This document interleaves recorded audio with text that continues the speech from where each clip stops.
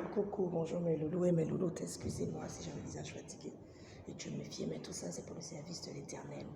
Voilà, nous sommes ce matin encore dans le groupe WhatsApp famille en Jésus-Christ, on vient parler de l'adultère. Hier je me suis plaint, je me suis lamenté, j'ai un peu tiré les oreilles à mes petites sœurs, voilà, en me plaignant de leur comportement atypique vis-à-vis de vous, voilà, dans les relations amoureuses. Aujourd'hui c'est votre comportement, voilà, peut-être que je vais être décriée.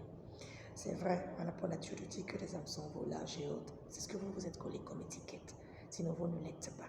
Si vous l'étiez depuis la jeunesse, dans le jardin d'Éden, Dieu aurait engendré Adam et il aurait engendré Ève et peut-être Maria, ou peu importe.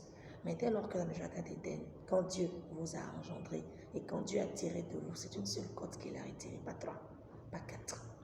Voilà, donc ne justifiez pas que non, tous les hommes sont infidèles. Tous les hommes qui veulent être infidèles le sont. Tous les hommes qui veulent être fidèles aussi le sont.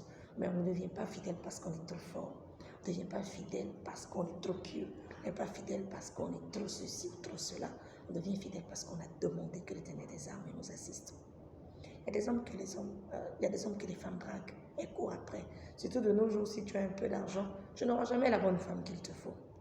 La bonne femme, c'est celle qui ne regarde pas ce que tu possèdes. C'est celle qui donne alors que tu en as.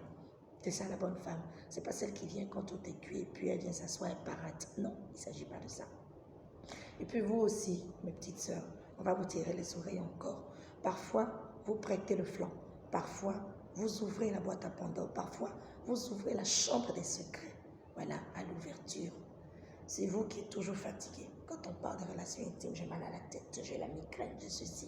Vous avez toujours maintenant vous coucher un motif injustificatif pour ne pas accomplir votre devoir conjugal. Quand il vous a vu dehors, vous êtes dit comme moi, toujours chic, les mèches sur les hanches, les tissages par-ci, les corsets par-là. Puis quand on vous envoie à la maison et rentre le soir, vous avez un pagne au-dessus de la poitrine. C'est vous qui n'avez pas rafraîchi vos dessous depuis 2 ans. C'est le même caleçon, la dentelle est devenue perforée comme ça, c'est comme des moustiquaires et vous portez. C'est vous qui ne vous faites plus sexy, vous ne cherchez pas des jeux de rôle, vous ne cherchez pas vraiment à faire les choses comme il faut dans le foyer. Vous vous plaignez, il est dehors, qu'est-ce qu'il a vu dehors? De la même façon qu'il vous a vu dehors avant de vous faire entrer à la maison, mettez-vous devant un miroir, observez. Avez-vous gardé la même personne qu'il y a 5 ans, qu'il y a 10 ans, quand il vous rencontrait?